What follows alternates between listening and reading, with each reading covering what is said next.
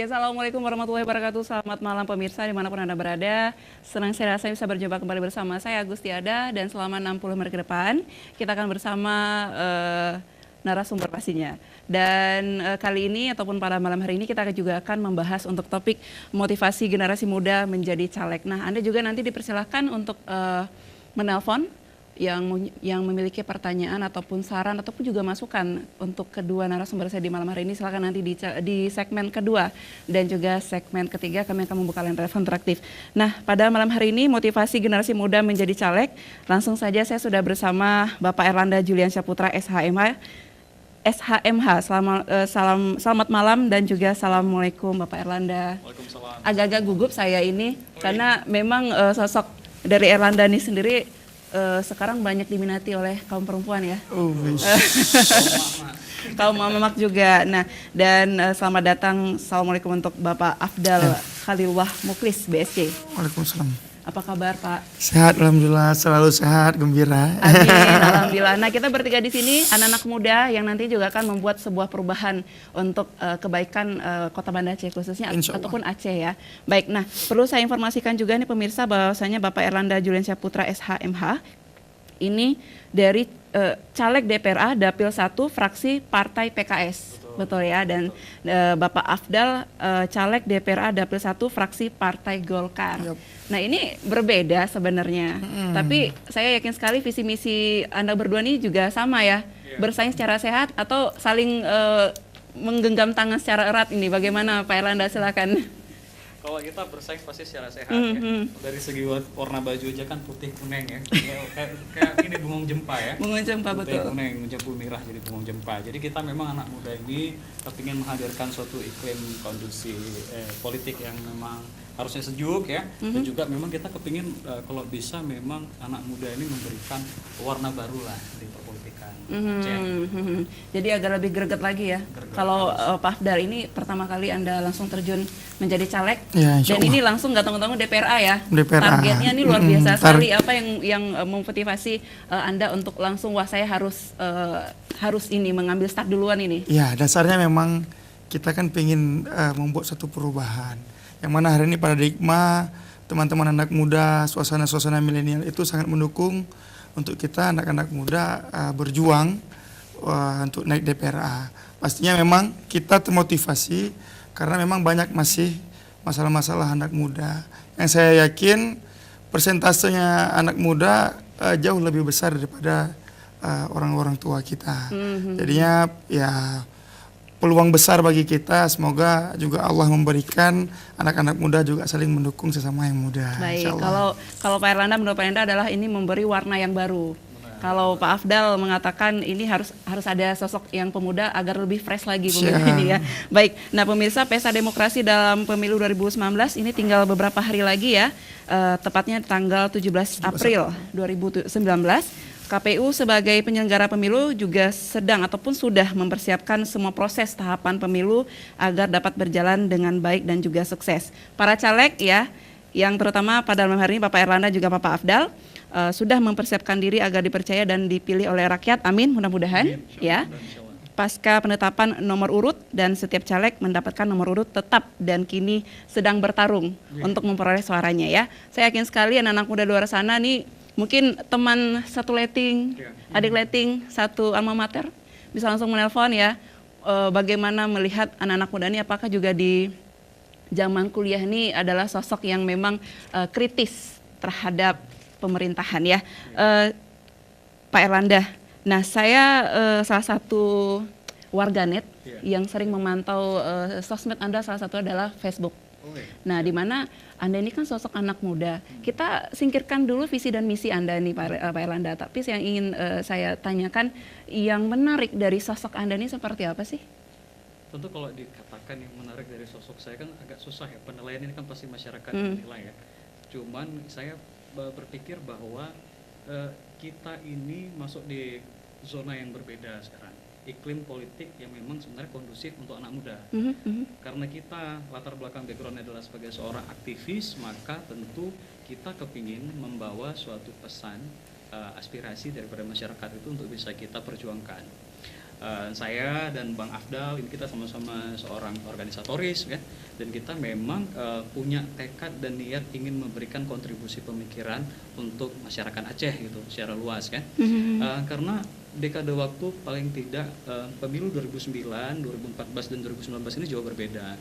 Dulu 2009 misalnya pola kampanye kita cenderung konvensional. Pola kita mengandalkan mungkin spanduk. Sekarang nggak cukup hanya spanduk, tapi kita juga turun menyapa warga dan juga bisa memanfaatkan paling tidak fasilitas teknologi hari ini. Facebook salah satunya. Iya, sosmed. Karena memang sosmed ini mau tidak mau di dunia yang memang serba digital seperti ini, sosmed ini memang sangat bermanfaat sebenarnya bagi kita generasi muda.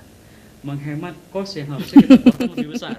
Ya kan? Jadi kita bisa paling tidak bersapa, memberikan pemikiran kita kepada warganet dan biarkan mereka yang nantinya menilai apakah sosok kita ini sesuai dengan harapan mereka atau tidak.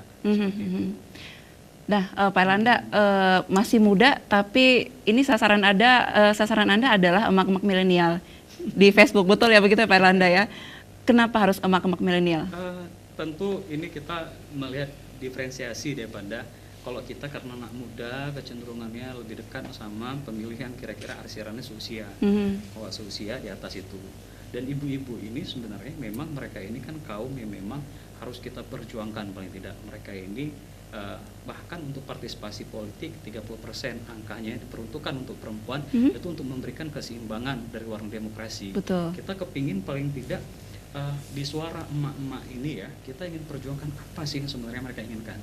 Emak-emak ini sebenarnya potensi yang paling sangat potensial untuk bisa kita kembangkan, karena mereka punya hobi yang bisa memiliki nilai tambah. Hobi-hobi mereka. Jadi ini salah satu adalah strategi Anda. Iya. Oke, lanjut. Strategi ya. Jadi kita garap juga aspirasi mama, tapi tanpa kita maksudnya menghiraukan bapak-bapak juga, kaum bapak-bapak. Jadi kaum bapak-bapak tetap kita prioritaskan, tapi kaum mak-mak ini paling tidak mereka yang sehari-hari beraktivitas di rumah membesarkan seorang anak yang mereka ini sebagai mentor, langsung sebagai mentor positif bagi si anak itu bisa berhasil. Jadi mereka ini kan biasa punya hobi nih, hobi masak, hobi buat tanaman rias dan sebagainya. Kalau ini hobi bisa dimanfaatkan sebagai peluang yang memiliki nilai tambah, kenapa enggak? Kita sebagai generasi muda coba untuk bisa memperjuangkan aspirasi ibu-ibu ini. Ya, makanya sejak awal saya langsung ambil quote-nya The Power of Mama. The Power of Mama. Kalau untuk Pak Afdal sendiri ini berbeda sedikit. Kalau Bapak Erlanda emak-emak nih sasaran empuknya. Kalau Anda sendiri ini pengusaha ya. Anda lebih dekat dengan pengusaha yang anak-anak muda juga seperti yang owner beberapa warung kopi dan segala macam. Boleh cerita sedikit? Oke, memang saya tergerak bekerja dalam kampanye ini. Kita lebih mengajak anak-anak muda hari ini untuk lebih berwirausaha.